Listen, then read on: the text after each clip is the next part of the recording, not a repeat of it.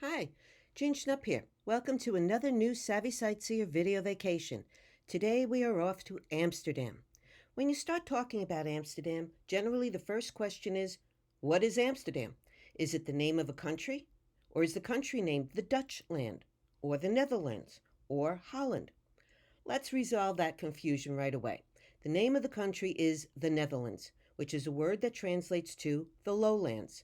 That's because the country is somewhat altitude challenged. More than a quarter of it is below sea level. There are 12 provinces that comprise the country. Two of the most important were North and South Holland. They were the economic, political, and power bases of the country. Over time, they became collectively known as Holland, and so did the overall region, and then all the Netherlands became synonymous as Holland. Amsterdam is a city in North Holland. It is also the province's capital city and ultimately became the capital of the Netherlands. Now that that's all crystal clear, we come to one more term, Dutch. Where did that come from? Well, it's from an archaic Germanic term meaning people. So when you say the Dutch Netherlands, you are saying the people of the lowlands, and for short, the Dutch. When I went to Amsterdam, it was my first time picking one city to stay put in, and I was independent of organized tours. I wasn't sure how much time to budget for it and settled on about 8 days and wondered if that was too much for one place. Not even close. I could have spent more time easily. It is one of my favorite sightseer cities because it is arguably the most pedestrian friendly. It's the only time I didn't use public transit except to go to and from the airport or to head out of town for a day trip. It's flat by design and loaded with all kinds of diverse things to see. So join me now as I take you to the amazing city of Amsterdam. It is a very compact city. The centralmost touristy part is designated a UNESCO World Heritage Cultural Site and is only about 5 square miles, and everything is easily accessible by walking. The red dot is where you find Dam Square, the heartbeat of central Amsterdam. Everything radiates from here. Originally, the city was a fishing village. Then in 1260, the fishermen dammed up the Amstel River to make a safe harbor for their boats, hence the name Amstel Dam. This safe harbor led to great prosperity as traders opted more and more to pull up here. With affluence, though, came threats. City leaders decided a defense moat was needed, and the Singal Canal was dug surrounding the port area. This 17th century map shows the clear delineation between Old Amsterdam, surrounded by the Singal defense moat, and beyond it you see was mostly marshland. The best first stop to get your bearings before exploring Amsterdam is the Museum of the Amsterdam Canals, where the city's development and history is played out through 3D and multimedia presentations. This giant digital diorama displays the parade of growth that led to an overpopulation of the city from the 13th to the 17th centuries, when trade really exploded and Amsterdam was in its golden age. This is one of my favorite areas of the museum, the planning room, where you can be the proverbial fly on the wall and listen in to city planners arguing options for expanding and designing the city. Maps on the table and around the walls present those options from each of the major stakeholders, the military, political, social, and financial sectors, as they embarked in the early 1600s on an ambitious expansion project, one that would take almost 50 years to complete. Canals were dug, land reclaimed, and houses built, at first managing the growing population, but ultimately leading to even more expansion as the city grew 4 times its size. Amsterdam became one of the largest cities in the world during the 17th century and one of the most important ports in the world. It quickly became the center of world economy, and the Dutch East India Company established the world's first stock exchange. The expansion included digging 3 main canals. 30-foot wood pilings were pounded through mud to stable sand to build structures. Today's concrete pilings do the job. Some of them up to 120 feet long are used. And there are about 11 million poles in total throughout the city. Amsterdam's canal layout is considered the most intricate and efficient system of navigable waterways in the world. From the original defense moat Singal, there are three concentric canals that emanate from the city center. The innermost is the Herringgrat, or the Gentleman's Canal. This became home to the wealthiest merchants, and it is still a prestigious address. The mayor lives here. The next canal out is Kaisergrat, or the Emperor's, and is the widest at 100 feet across. The farthest out is the Prisengrat, or the Prince's Canal. I found the trick for navigating the city is to rely on the canals, not street names, which could be hard for non-natives to read, or sometimes even to find. Some streets are easy to bypass altogether because to us they're little more than the width of a small path. The museum is housed in the stately home built between 1663 and 1665 on the Herringgrat for Karel Gerards, a rich merchant. Over the years, it was owned by several noted Dutch merchants, including Jan Wilnick, who helped finance both the development of New York and the American government during the War of Independence. This is another fascinatingly designed room. Ringing the walls is the city skyline, dotted with peepholes. Looking through these, you can glimpse a view of the city during a particular era to see how the streets and houses looked. A dollhouse-style replica gives a unique glimpse of upper-class families at home over the course of 400 years.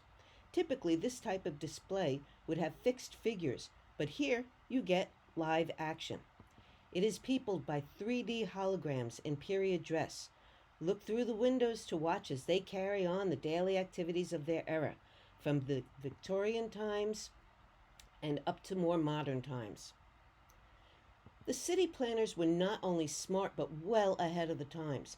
Garden sections at the back of houses were integral in protecting the inner city against over-industrialization. Residents were not permitted to build on the plots of land between the houses, and it was also decreed that a large proportion of these plots had to be devoted to garden space. This clever planning saved Amsterdam from becoming a concrete jungle. As a former high school English teacher, I taught the Diary of Anne Frank, and so there was no way I'd go to Amsterdam and not experience the actual setting of her world-known diary, detailing life in hiding during World War II. The Jewish Frank family had moved to Holland from Germany after Hitler became chancellor to escape his deadly regime there. They'd started a spice and pectin business with a partner in this warehouse, with an unassuming exterior facing the Prisengrat Canal. In June 1942, Anne, the Franks' youngest of two daughters, turned 13. She had dreamt of being a writer, and for her birthday, her father gave her a diary. She wrote in it religiously. Just a month later, when the Nazis issued a notice for her oldest sister Margot to report to a work camp, the family decided it was futile to try to run again and chose instead to take refuge in a little-known set of rooms at the top back end of the warehouse to avoid being shipped off to camps. Anne's little book was to become essential reading for the world. Because her diary survived and it was published, we have her first-hand account of what life in hiding from the Nazis was like. Every aspect of the Anne Frank Museum is powerful and very moving. It's compelling to read excerpts of her diary and remember she was just a young teenager sharing her thoughts. While our shelter-in-place restrictions don't begin to compare to the Frank experience, perhaps her simple reflections are more impactful for people who, for probably the first time, recently had their movements limited. By the way, even in good times, tickets for the museum are hard to come by, and a particular time and day slot must be booked well in advance to visit it. Stepping behind the movable bookcase that had hidden the entrance to the Frank family's living quarters evokes an immediate respect for what the inhabitants endured as they hoped for a quick end of Nazi terrorism in Amsterdam. As a teacher, we staged the Anne Frank play and watched movies, but one of the driving forces for me wanting to see the actual place was to see what the real conditions were and just how much space these people lived in. It was fascinating to see evidence of how they had tried for normalcy in a very abnormal situation. You can see pencil marks etched on the wall that mark the changing heights of Anne and Margot during hiding. The entire annex is barely 800 square feet in area, and ultimately it served as home to two families, the Franks and the Van Pels, who were the former co-owners of the warehouse's spice and pectin business. There was also a friend, Fritz Pfeffer. Their names were slightly changed for the diary's publication. How cramped and Spartan the conditions are is immediately driven home when walking from one tiny room to an even tinier room. This was Anne and Fritz's room, just under 17 feet by 7 feet. Notice the blackout curtains and the pictures on the wall.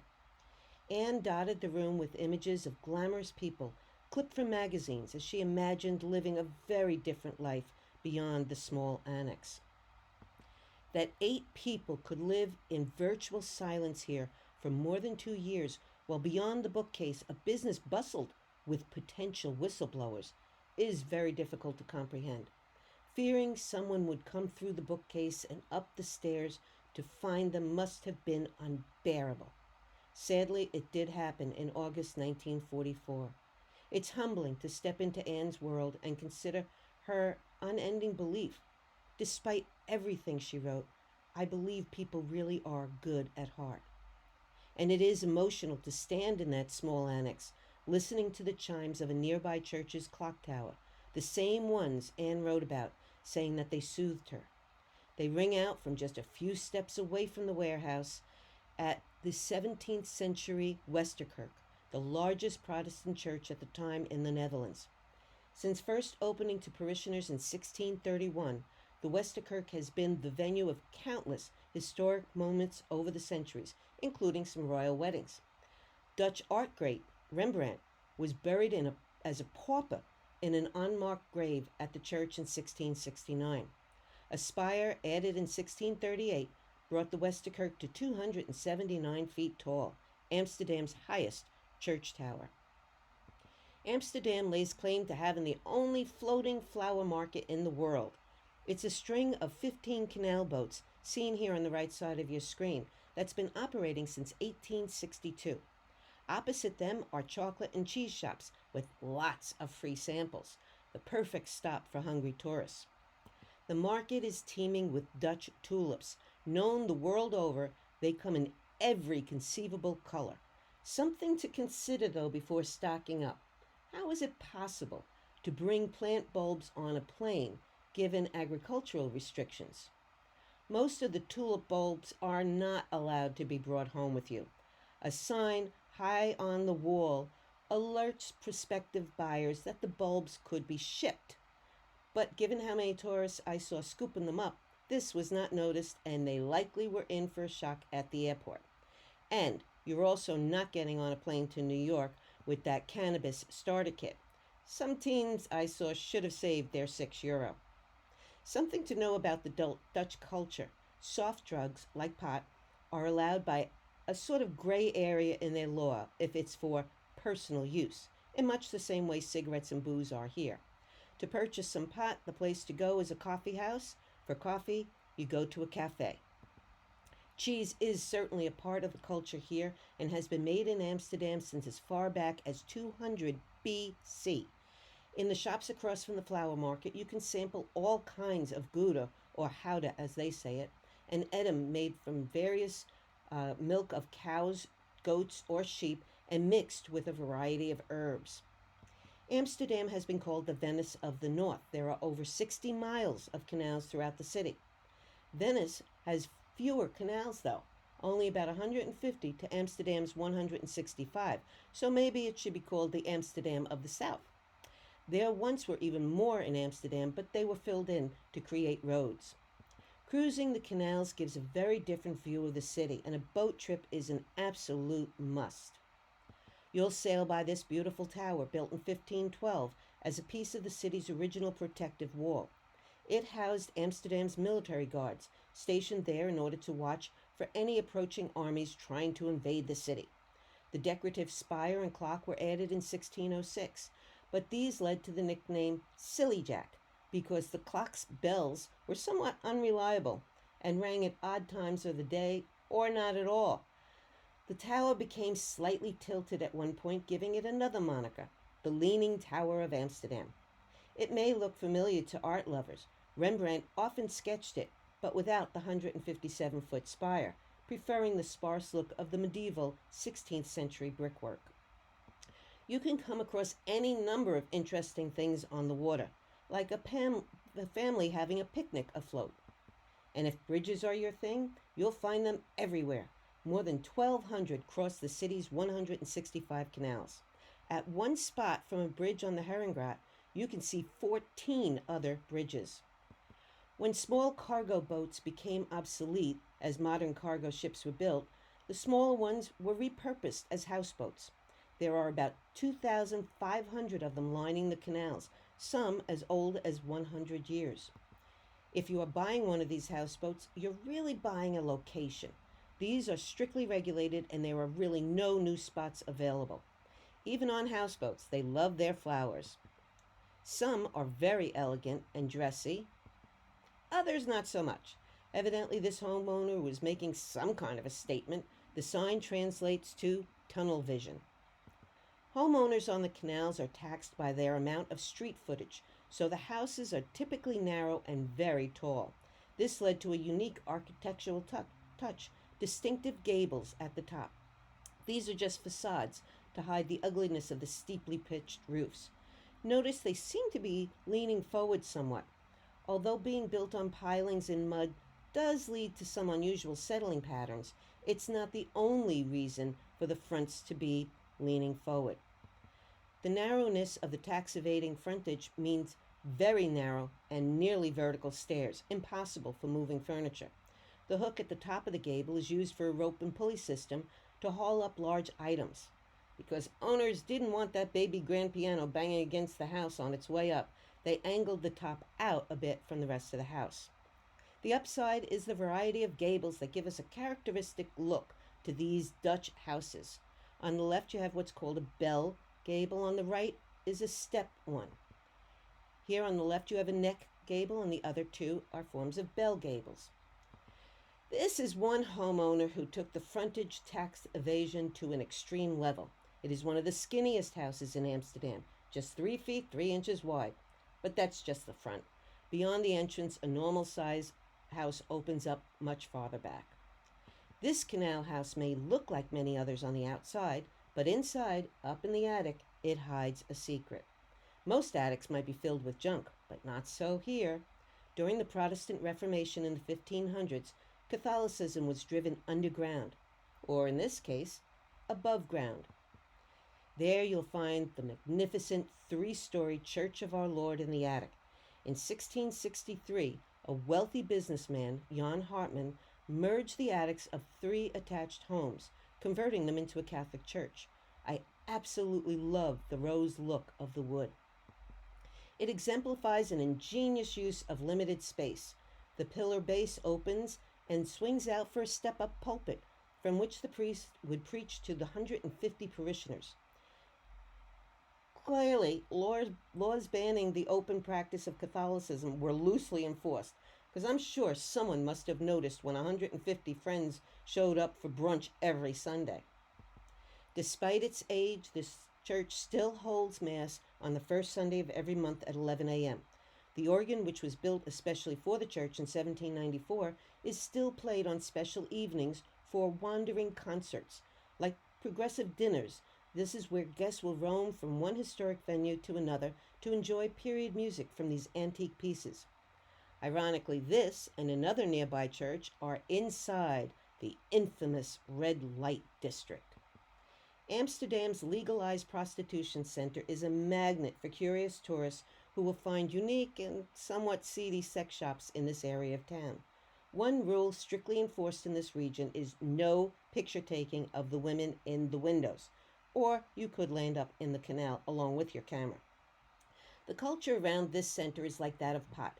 It's better to legalize it and then be able to tax it than to let it go on illicitly. Here, prostitution is considered a regular job, and participants have the same rights, protections, and obligations as any worker in the Netherlands, including paying taxes on their earnings. This iconic district may be in for a change, though. According to Forbes, some city planners are looking for ways to redefine parts of Amsterdam following the coronavirus shutdown. Instead of going back to pre-pandemic norms, which included being overrun with tourists, They are looking at how to improve the city center areas. One suggestion by the mayor is to not only clean up the red light district, but potentially move it out of the city center to make room for commercial businesses, grocery stores, and housing. The district constitutes a prime site. Damstraat, the street leading from the light district, goes right to the Royal Palace doors just a few blocks away, and to one of the most heavily trafficked spot in town, Dam Square. Definitely one of the best people watching places in town. Adjacent to the square stands the Royal Palace, built in 1655 on 13,659 pilings. This splendid building was once the town hall, but when the city was conquered by the French in the early 1800s, Napoleon's brother, Louis, was installed as king and claimed it for his palace. It is an imposing building at 264 feet across and 197 feet deep. Opposite the palace is the National Monument, a 72-foot tall obelisk to honor the World War II dead. Soil from all the provinces and the Dutch West Indies are stored inside. It's embedded with 3 sculptures: War, the 4 male figures; Peace, a woman and child; and Resistance, 2 men with howling dogs. It is hard to escape reminders of the war years in this town, but one that many tourists do miss is the Dutch Resistance Museum. I found out about it by reading an English language paper I'd picked up at the supermarket. There was a coupon, so I figured I'd give it a look. It appeared a good stop for maybe about an hour. Little did I realize the depth of this museum that took me nearly 3 hours to absorb. Here, the Dutch people's story is detailed during World War II, from 1940 to 1945. A video introduction discusses the dilemmas facing residents. The Netherlands had been invaded, occupied, and the video questions, what do you do? Do you adapt, collaborate, or resist? Unlike some museums with pictures and placards to passively review, this one is life-size, with recreated streets and wall-size photos that evoke the very climate of the war years. One exhibit that has haunted me is this front door that puts you in the footsteps of Jewish families trying to evade a Nazi roundup. With each ring of the door's 3 bells, you experience the same reception they did from one-time friends and neighbors. When you ring the first one, someone whispers, "What you're doing is wonderful, and I'd really like to help, but it's dangerous." Another says, "I don't think I'll get involved, sorry." And the third, "No, we're too scared, we don't dare. I don't know what you should do, but you can't stay here." This museum expertly personalizes the era by focusing on the impact on everyday lives of citizens. Resistance took many forms, like this hidden compartment in a baby buggy for guns and grenades, and printing presses for underground newspapers. There was even a homemade indoor antenna, a kit to create anti-jamming devices so the Dutch could pick up Allied broadcasts. Even the leader of the National Organization for Aid to Those in Hiding was eventually on the run. Joe Russell assumed a female persona to escape capture. Imprisoned women took steps to quietly defy their captors, and using bits of thread and fabric, they needle-pointed pictorial histories of life under Nazi rule. At the end of the occupation, the Dutch worked on a national liberation skirt, one to be made out of patches from the past, sewn together to create a new garment, symbolic of not forgetting the past, rather building on it and carrying it with them into the future. Amsterdam has the highest museum density in the world. There are more than 60 in its small area, but not all are Nazi-related in theme. For art buffs, there's the Rijksmuseum, which covers Dutch art and history. There's the Van Gogh and other museums. And for flower children of the 60s, there's the Hash, Marijuana, and Hemp Museum. For an entirely different experience, there is the Open Air Museum of Zandschans. This one is about 12 miles from Amsterdam, and you'll find here a collection of working windmills that are open to the public. For centuries, these statuesque windmills dotted the Netherlands countryside.